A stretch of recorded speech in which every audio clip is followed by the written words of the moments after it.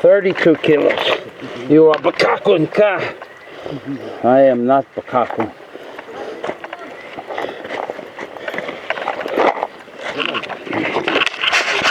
Mushrooms.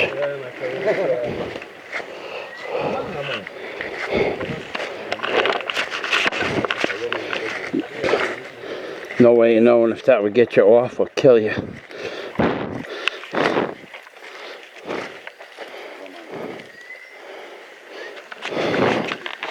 Banyan tree. We would call this a banyan tree in Florida. It's probably just a different version. All the roots are connected to all the other roots in the forest. It's actually a banyan system, an ecosystem in and of itself. If one part of the tree gets sick, the rest of it gets sick. At least that's the way I heard it works. I'm not sure. That might be the shrub oak in California, Temecula, California. I was there. Burl Stallworthy was the proprietor of the sand pit in Temecula, California. The Temecula Indians gave him the rights after he saved the shrub oak by putting he had a small sand pit where he collected sand, and there was a flood. And what he did was he worked day and night feverishly to put dirt and rocks in front of the shrub oaks to save them. And at the end, when he realized he couldn't save them with the rocks, he put his trucks, he just drove his trucks in front of the rocks and let the trucks fend off the water from the lake, from the overflow from the floodwaters, and that saved the shrub oak. Prior to that, he had to pay the Temecula Indians in California a fee to work off their land, which didn't really turn a profit. But because of that flood, it set millions, if not billions, of cubic yards of sand onto the lake, to the gravel bed around where he saved those trees. And he was given the rights for $1 per year from the Indian reservation for his lifetime, because he saved the shrub oak in Temecula, California. And that's the first person who let me fly a plane when I was, I think I was 15 years old. It was the first plane I flew. And we flew from we actually flew from San Diego to Palm Springs. And what we did was,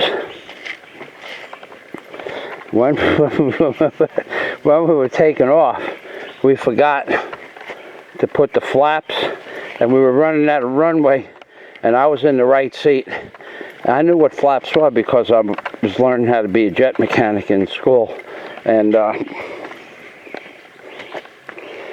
the crank was over our head. Whatever kind of aircraft it was a hand crank.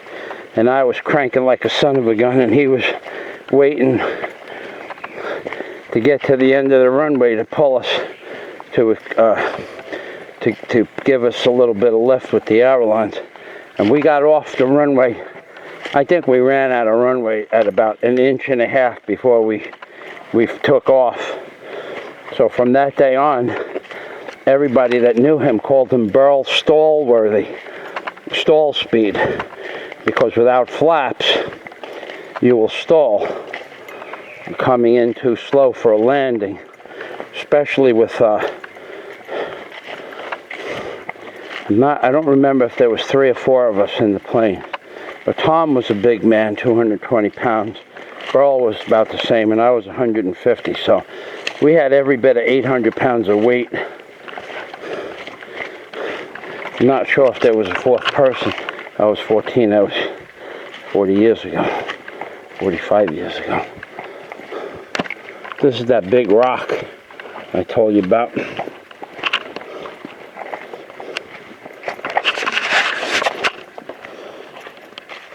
So you could look that up. Temecula, California shrub oak. It's the largest shrub oak in the world. Or it was. I'm sure it still is, if it's still there. Now, Burl died in 2004. His name was Burl Stallworthy, and he had a sand pit in Temecula. Right next to the tree, that was where the sand pit was. And I remember playing on that when I was a little kid.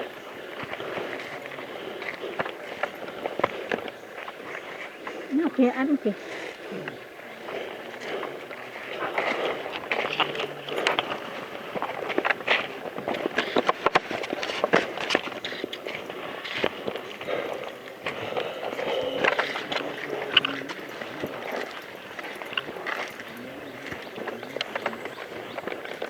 There's another big rock. Lucy showed me this rock. Yeah. I walked right by this rock. I didn't even see it. Lucy said, look at the rock. And I was looking at the ground. And then I looked up. It's a rock, all right.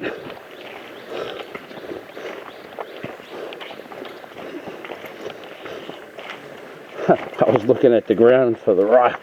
Look at the size of this rock. And it's in nowhere, too. I mean, we just walked 600 yards through mud and forest, and then this rock is just right dead center in the middle of 600 yards of dirt. I mean, 600 yards of nothing around it, and then it's just sticking out of the ground like that. The world is an amazing place. Look at that thing. It's got to be, let's see, that's 10, 20, 30, 40, 50, 60, 70, 80. It's got to be 35 meters tall. Got to be that tall. Big. Middle of nowhere.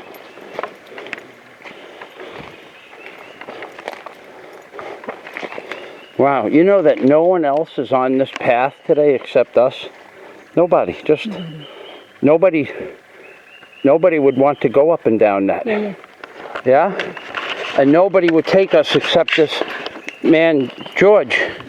There probably isn't, because first of all, you have to be in very good shape, yeah? And second, you have to trust the people that you're with.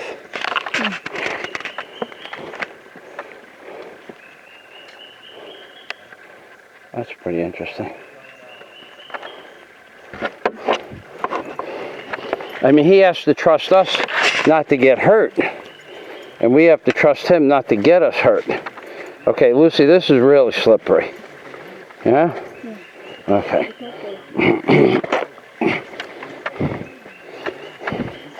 You okay? Uh-oh. Butterfly.